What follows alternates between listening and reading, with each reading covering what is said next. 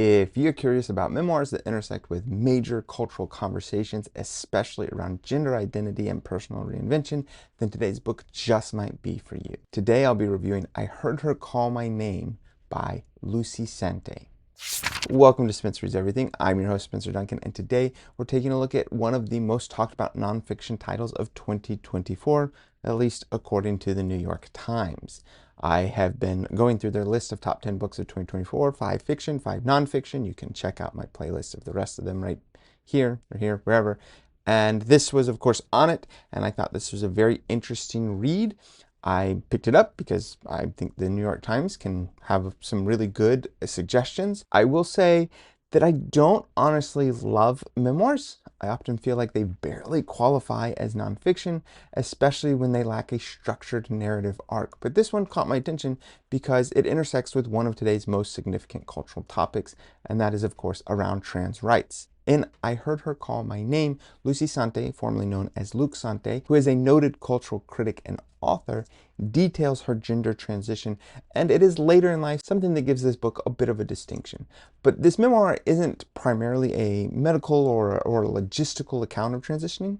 Well, there are some mentions of hormones and some discussion of surgeries and the physical changes that come with transitioning. That's really not the book's main focus. Instead, Lucy spends most of the book reflecting on how those around her responded when she came out and when she introduced herself as Lucy for the first time. That name change is a big part of what she is discussing. Matter of fact, that's how she starts out the whole book. In this book, we hear about friends, both long-time and somewhat recent friends, who offered support or expressed confusion or maybe some other negative feelings. We get a sense of how her family responded, some with discomfort and others with some cautious love. And there's a great deal of emotional weight placed on these reactions. In some cases, Lucy is surprised by the kindness, and in others, she's quietly devastated by rejection or just by sheer silence. She also explores what it means to rewrite one's life story. Not in the sense of erasing the past, but in recasting it with some clarity. That's a big part of what she's exploring throughout this book. She reflects on her earlier years, her relationship with gender, and the confusion she didn't know how to name at the time, and she speaks about her life as a writer, an artist, and a participant in the underground New York City art scene, tying in moments from her past that now feel more comprehensible in light of her transition. The book is very reflective. It is also a little meandering, and it's borderline stream of consciousness at times. It certainly has a valuable meditative element to it, but it's not necessarily a clear story with a beginning, a middle, and an end. And I would say that's actually one of my biggest problems with most memoirs. I think a lot of memoirs are coming from someone who has something interesting about their life, which I would argue Lucy is certainly one of those individuals. And there is an event or there is something for which they're most famous for. And frequently, memoirs have a weird way of engaging with whatever that thing is that has helped make them famous. And I feel like this is no different in that respect. But I digress because that is me just struggling with my issues with memoirs. I don't always think that they're particularly well done. I guess I'm a traditionalist in my desire for a nonfiction book, even one that is autobiographical in nature, to still have a very clear structure. And I can give you some suggestions of some that I do really like, that I think do memoirs right.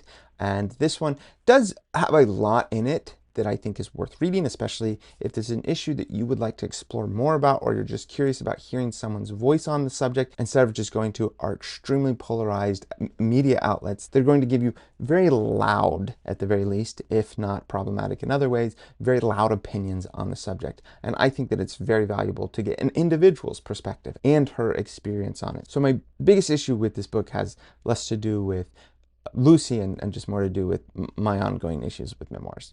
I do not love them as much as the New York Times does. They're frequently considering memoirs as some of their top books, and I say this every year when I read the Pulitzer Prize nominees. There's now a whole category for memoirs and autobiographies, and they're not my favorite. I just think there's some issues with the approach to storytelling and my intrinsic desire to have a much more traditional plot line, and those are not always in memoirs. Matter of fact, they rarely are, or just lack the ability to keep me engaged with other nonfiction information that I would find valuable in most memoirs. But this one specifically, I will say, I think Lucy is very honest, and I'd say considering Lucy's long history with the art scene and her interaction with culture broadly speaking, there is an element of honesty and emotional rawness in certain places, but on the flip side of that, maybe it's because it's now been through editors and such, that she is also a somewhat reserved narrator.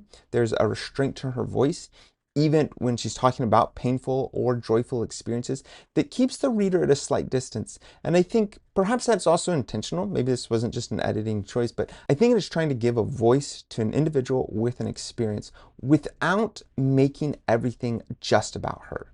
And so I think that's why there might be this slight distancing, or maybe that's just the way she writes. I don't know. I haven't read anything else by her, but I think that perhaps that is what is going on. And like I've said before, for me, I heard her call my name, wasn't interesting, but a somewhat frustrating read. I'm always interested in hearing new voices, especially when it comes to hot button issues like trans rights, and in someone that is at the forefront of it. And Lucy Sante is a unique voice. In addition to being an individual at transition, she did it later in life after a long career in the public eye, and someone who is navigating this change with the added weight of decades of personal and cultural history. That said, because it's a memoir and because it's written in a somewhat loose reflective style, there wasn't a strong narrative thread pulling me through, and I often felt like I was reading journal entries or fragments of a longer internal conversation, and it can just be difficult on the reader sometimes for it to be their responsibility to piece that all together when you're already dealing with a pretty divisive subject.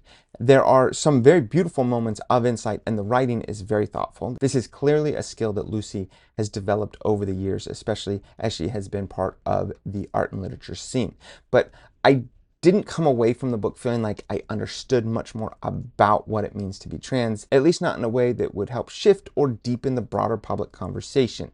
I'm just going to say that I think most people that are going to read this book are already going to be people that are much more supportive of trans rights, and I don't think too many people are going to come away from this book having such a clearer understanding of the subject that they now are going to dramatically change their beliefs. I do think the fact that she transitioned so much later in life maybe affects the conversation, or maybe it helps individuals to have a more reflective concept of what has changed about the dialogue around trans rights, but I don't know for sure, and I would certainly like to know what more people think about this book. I think Lucy made it a noble effort to share her story, and there's real courage in that, especially the fact that she'd been in the public eye for so long. But I also think that in many ways this is a quiet memoir, more about the act of claiming identity than necessarily explaining it or trying to change people's opinions on it, which I realize is not everybody's responsibility. But I do think, again, on such a controversial topic, it could be helpful to make that a goal, to help give people more understanding and more context that might lead to a broadening of the conversation. And so as a result, it might not offer as much guidance or clarity for readers who are hoping to better understand the trans experience more broadly. But again, I do think it at least adds a voice. So who is this book for? Well, if you're already familiar with Lucy Sante's works, or if you enjoy memoirs that are more about mood and reflection than about the storytelling, this might be a rewarding read. It's for those who appreciate that slow introspective book that deals with identity and memory and transformation in a way that isn't necessarily a 3-act structure, but that is fine. I've come to learn that that's just not what is necessarily what the literary types are most interested in. Who is this book not for? Well, if you're looking for a memoir with a strong narrative arc, or one that provides detailed insight into the physical or political aspects of transitioning, you might be left wanting a little more. And if you prefer nonfiction that builds towards a broader societal argument or offers educational value, this book might not get you there either. But I would say ultimately, I Heard Her Call My Name is a quiet, a personal contribution to a very loud and a very polarized conversation. And I admire Lucy Sante for adding her voice to the mix, even if the book didn't completely resonate with me, and if I don't think that it's necessarily going to dramatically change the conversation. And the fact that I think, again, that the people that are going to read it are by and large going to be people that already are very supportive of Lucy and all of her positions. And most people that aren't going to read it are probably going to do it simply based off of the subject matter, having zero interest in trying to better understand the topic. It may not change the conversation about trans rights, but it does add to it. And that in itself, in my opinion, does matter significantly. I would love to hear what you guys thought about this book. I love to hear all of your thoughts on the books that I read and review. I think this is an especially interesting read, and I would like to know what you guys think. Please let me know in the comments, but don't forget to like, subscribe, turn on those notifications, and until next time, keep those pages turning.